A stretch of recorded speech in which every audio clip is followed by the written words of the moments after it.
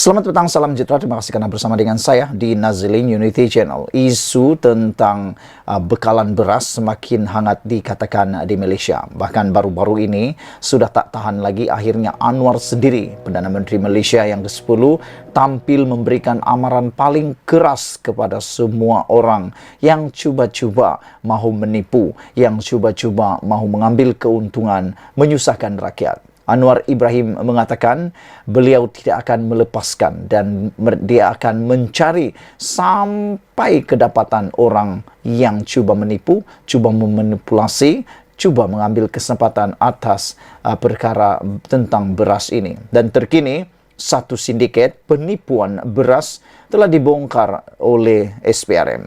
SPRM akhirnya membongkar sebuah syarikat di Kedah kerana tipu bekalan beras. Ini memang menarik kerana ianya berlaku di Kedah yang dipimpin oleh Muhammad Sanusi Maknor. Suruhanjaya Pencegahan Rasuah Malaysia SPRM berjaya membongkar satu kegiatan penipuan pembekalan beras sebanyak 28,000 tan metrik bernilai RM100 juta melibatkan sebuah syarikat di Kedah yang menyebabkan kepincangan pengedaran dan penjualan bahan makan ruji itu di negara ini. Menurut sumber SPRM, syarikat tersebut sebelum ini dipercayai mendapat kontrak pembekalan beras di Semenanjung Malaysia daripada sebuah syarikat pertanian milik kerajaan negeri bernilai lebih RM100 juta setahun, kira-kira 7 tahun lepas. Berdasarkan kontrak itu, syarikat tersebut telah membuat pinjaman bank sebanyak RM30 juta sebagai pembiayaan projek terbabit beberapa tahun lepas, katanya dalam kenyataan hari ini. Menurut sumber itu, pengarah syarikat berkenaan disyaki telah berpakat dengan seorang ahli lembaga pengarah syarikat milik kerajaan negeri bagi mengesahkan pembelian dan penghantaran 28,000 tan metrik beras setahun, namun pembekalan itu tidak dibuat.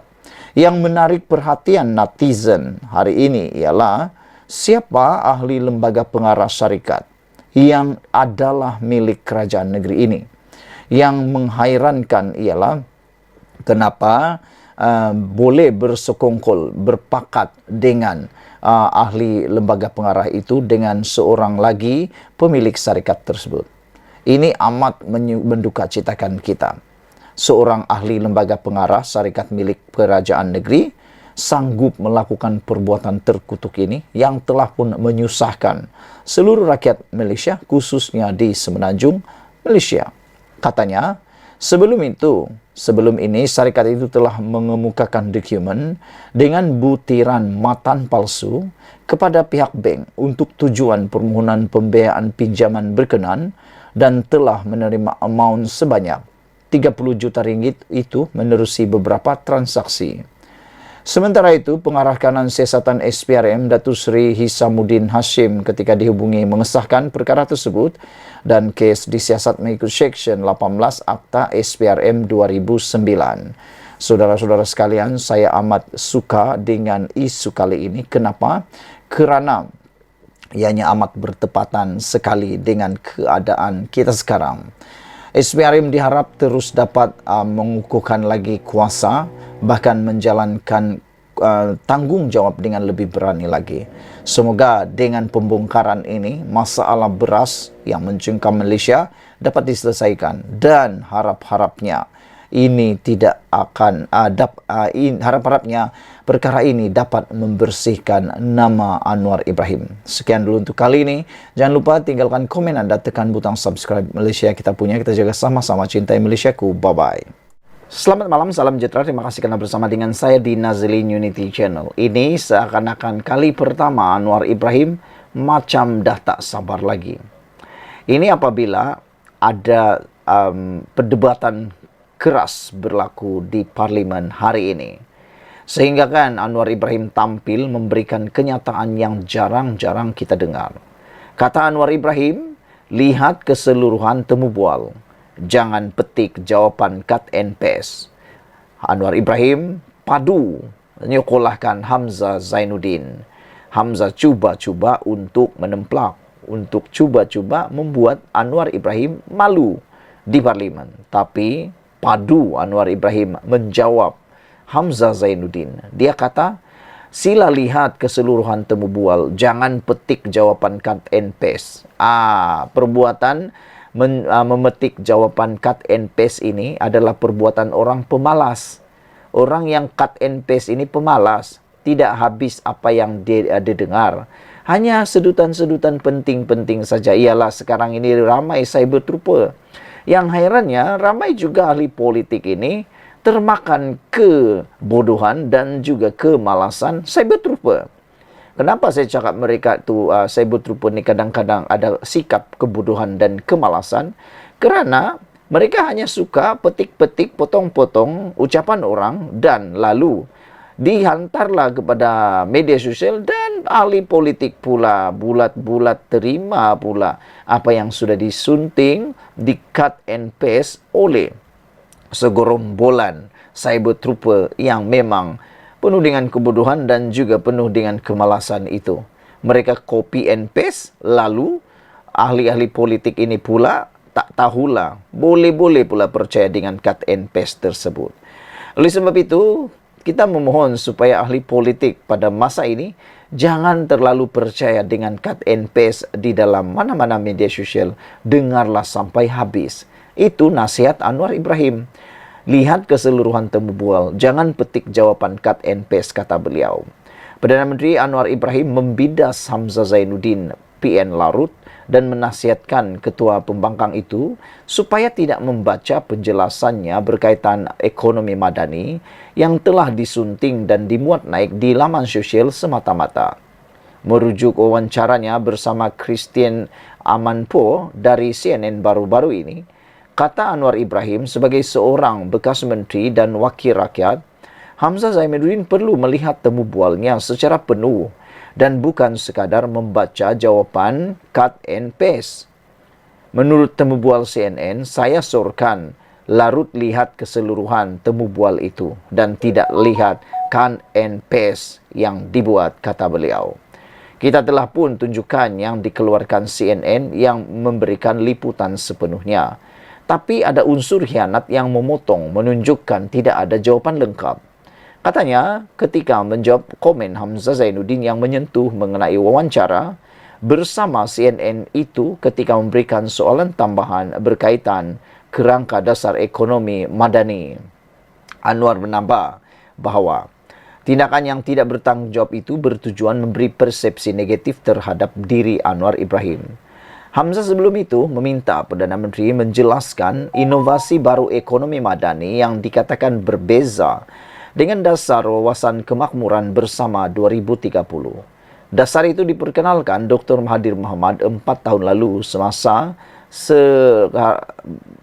senerahu Kerajaan Pakatan Harapan. Mengulas lanjut, Anwar berkata, ekonomi madani yang dicetuskan di bawah pentadbirannya bertunjangkan kemampanan ekonomi dan pembangunan fizikal selain isu nilai dan ihsan. Asas pertama, konteks negara kita berbeza pasca COVID-19. Kita terima kenyataan kita berhadapan dengan keadaan tidak terjangkau dan kadang-kadang berlaku dalam keadaan serentak. Oleh itu, kita memikirkan keperluan memperkenalkan dasar yang selari dengan nilai, agama, pemikiran dan masalah tempatan yang tidak semestinya sesuai dengan saranan awal Bank Dunia. Ekonomi madani juga mendukung cita-cita menyeluruh negara. Bukan sahaja hasil ekonomi, tetapi sasaran sosial tata kelola, kata beliau lagi. Anwar turut bersetuju bahawa usaha untuk memberi penjelasan lebih lanjut perlu digerakkan supaya rakyat faham tentang ekonomi madani. Sekian dulu untuk kali ini. Jangan lupa tinggalkan komen anda untuk isu kali ini. Malaysia kita punya, kita juga sama-sama cintai Malaysiaku. Bye-bye. Selamat malam, salam sejahtera. Terima kasih kerana bersama dengan saya di Nazilin Unity Channel. Saudara-saudara sekalian, satu lagi pendedahan paling menarik pada malam ini. Apabila kekalahan Perikatan Nasional di Dun Pelangai semalam bukanlah jalan pengakhiran ataupun cerita akhir kepada sakitnya tudih sini yang dialami oleh Perikatan Nasional. Rupa-rupanya itu baru permulaan. Lebih pedih, lebih pedas menyusul selepas itu. Diharapkan Perikatan Nasional jangan pula tiba-tiba bubar. Karena sebelum ini ramai penganalisis politik merasakan ada harapan Perikatan Nasional mungkin akan bubar. Ini karena kita dapat lihat seakan-akan Muhyiddin Yassin kini semakin tersisi daripada bidang kuasa di Perikatan Nasional apabila mula pula Mahathir Mohamad tiba-tiba muncul dalam Perikatan Nasional. Bahkan telah pun secara tidak rasmi diangkat sebagai penasihat ekonomi kepada 4 buah negeri PAS. Jadi, seringkali kita lihat seakan-akan Muhyiddin tidak masuk pun di dalam perbincangan-perbincangan itu.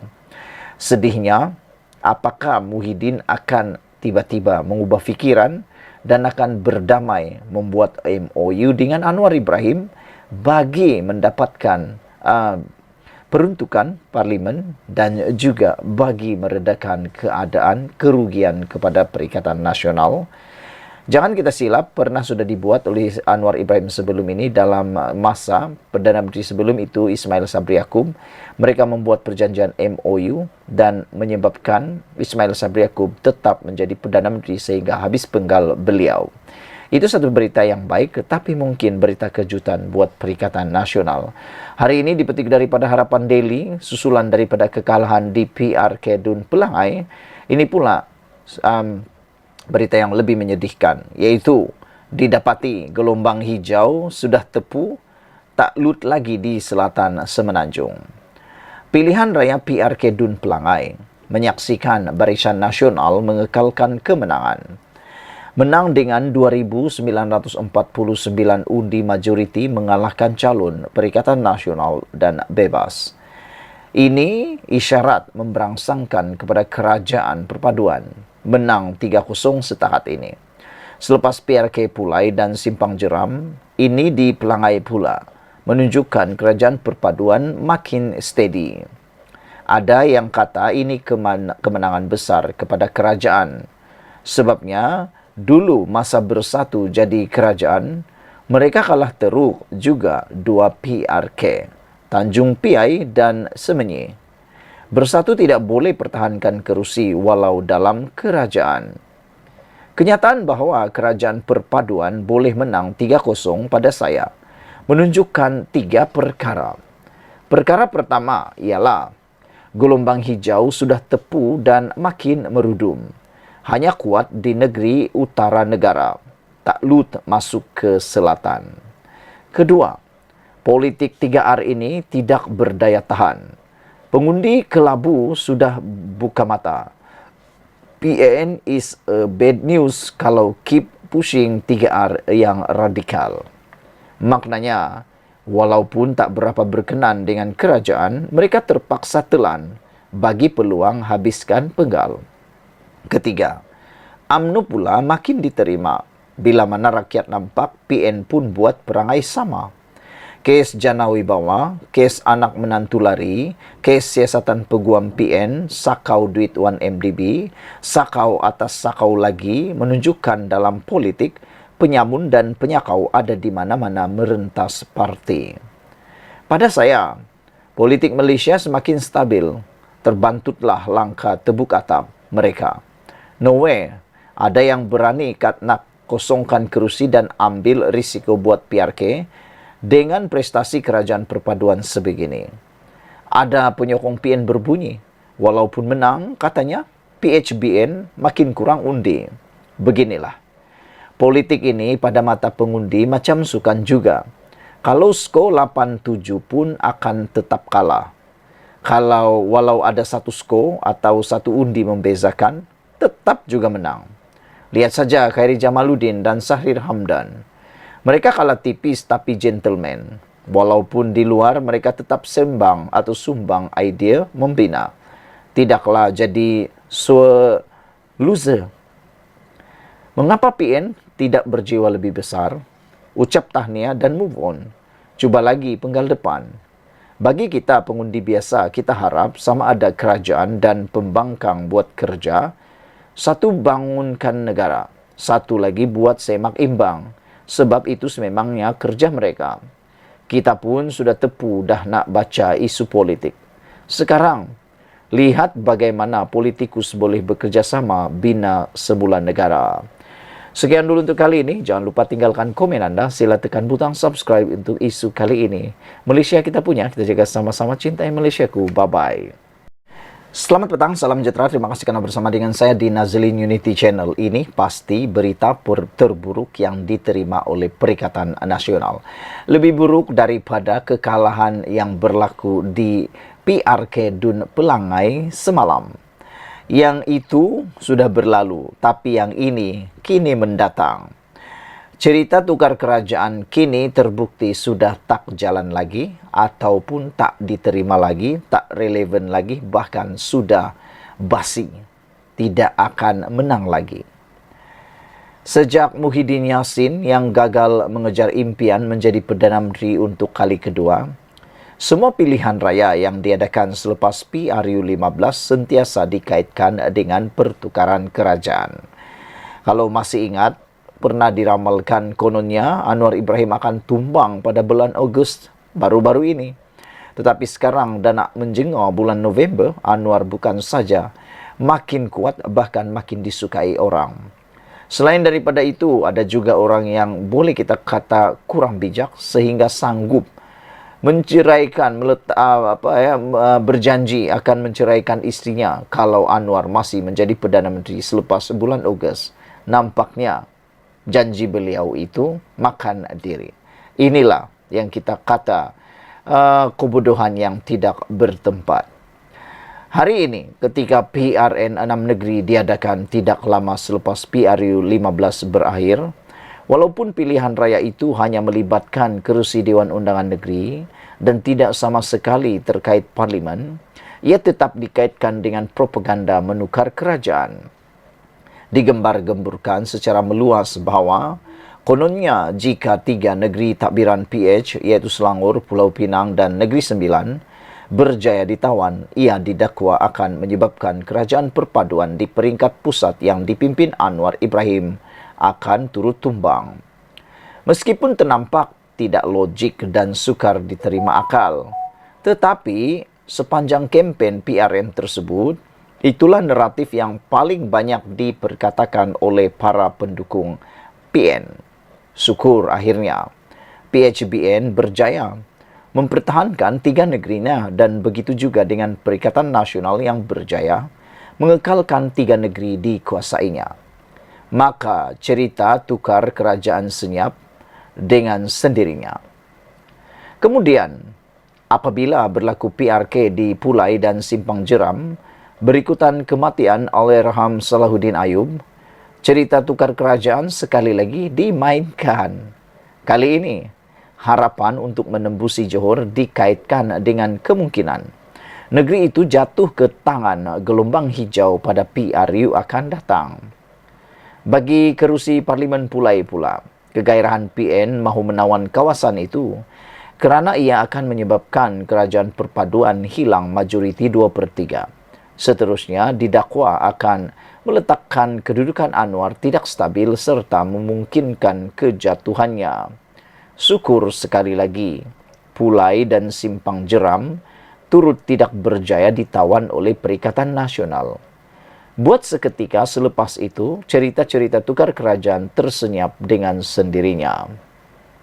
Dalam kempen PRK Pelangai yang kemudiannya kini sudah pun diketahui, ketika peringkat awal kempen diadakan lagi, PN sudah mula menjajah cerita kejatuhan kerajaan negeri Pahang akan berlaku jika mereka berjaya memenangi kerusi itu. Bahkan Muhyiddin secara terbuka menyebut timbalan Presiden PAS Tuan Ibrahim Tuan Man akan mengangkat sumpah dalam waktu terdekat sebaik saja PRK Pelangai berakhir jika kemenangan diperoleh. Dalam konteks Pahang, untuk Perikatan Nasional menjadi kerajaan, ia sudah tentu memerlukan beberapa adun Barisan Nasional kena melompat parti. Bagi mereka yang arif dengan perkiraan untung rugi berpolitik, untuk adun dari Barisan Nasional melompat menyertai Perikatan Nasional pada ketika ini adalah sesuatu yang nampak mustahil dan merugikan buat mereka, perbuatan yang mungkin satu perbuatan yang bodoh, kerana gabungan pimpinan Muhyiddin itu adalah pembangkang di peringkat pusat. Lebih bermanfaat dan menguntungkan untuk mereka kekal bersama BN lantaran UMNO adalah kerajaan di peringkat negeri dan juga pusat. Apapun, dengan gagalnya Perikatan Nasional menang di Pelangai, bererti Sembang serta Gormal yang untuk menukar langsung tidak jalan dan tidak melekat di hati pengundi. Sembang dan Gormal itu bahkan sudah tidak laku sejak PRN 6 negeri lagi. Kemudian di PRK Pulai dan Simpang Jeram serta yang terbaru di Pelangai. Sudah tentu sebab utama kenapa ia tidak jalan ialah kerana PN ketika jadi kerajaan dan Muhyiddin menjadi Perdana Menteri, ia terbukti sebuah kerajaan yang sangat gagal dan membuatkan ramai kecewa. Kecuali yang berjaya hanyalah program Jana Wibawa. Lalu, apa agaknya modal yang dijana Perikatan Nasional dalam PRK yang berikutnya nanti? Yang terdekat ini di Kemaman dan dengar-dengarnya di Masjid Tanah pun hampir pasti bakal ada PRK juga selepas ini. Ditulis oleh Sabudin Husin. Sekian dulu untuk kali ini. Jangan lupa tinggalkan komen Anda, tekan butang subscribe. Kita jumpa lagi. Bye-bye.